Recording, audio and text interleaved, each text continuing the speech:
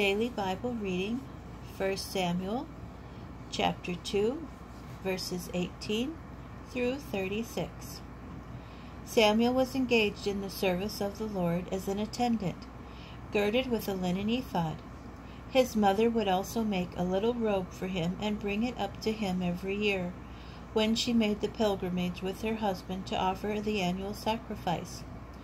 Eli would bless Elkanah and his wife and say, "May the Lord grant you offspring by this woman in place of the loan she made to the Lord."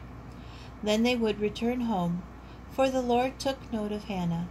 She conceived and bore 3 sons and 2 daughters. Young Samuel, meanwhile, grew up in the service of the Lord. Now Eli was very old. When he heard all that his sons were doing to all Israel, and how they lay with the women who performed tasks at the entrance of the tent of meeting, he said to them, "Why do you do such things? I get evil reports about you from the people on all hands." "Don't, my sons, it is not favorable report I hear the people of the Lord spreading about. If a man sins against a man, the Lord may pardon him.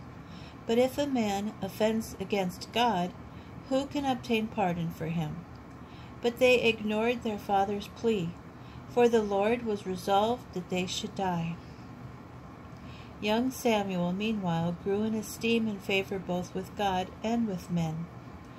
A man of God came to Eli and said to him, "Thus said the Lord, Lo, I revealed myself to your father's house in Egypt when they were subject to the house of Pharaoh. And I chose them from among all the tribes of Israel to be my priests, to ascend my altar, to burn incense, and to carry an ephod before me.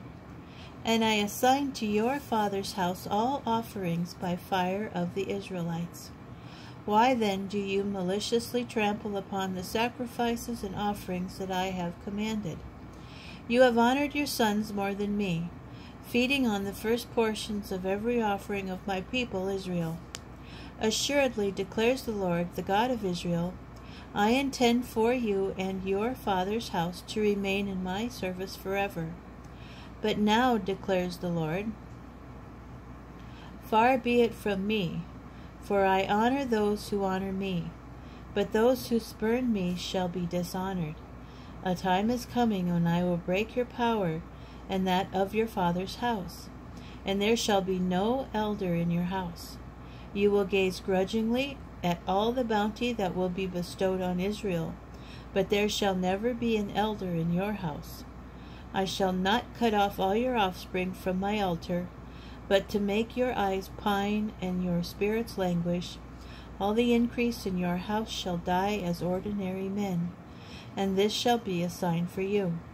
The fate of your 2 sons, Hophni and Phinehas, they shall both die on the same day, and I will raise up for myself a faithful priest, who will act in accordance with my wishes and my purposes. I will build for him an enduring house, and he shall walk before my anointed forevermore. And all the survivors of your house shall come and bow low to him for the sake of a money fee and a loaf of bread, and shall say, Please, assign me to one of the priestly duties, that I may have a morsel of bread to eat."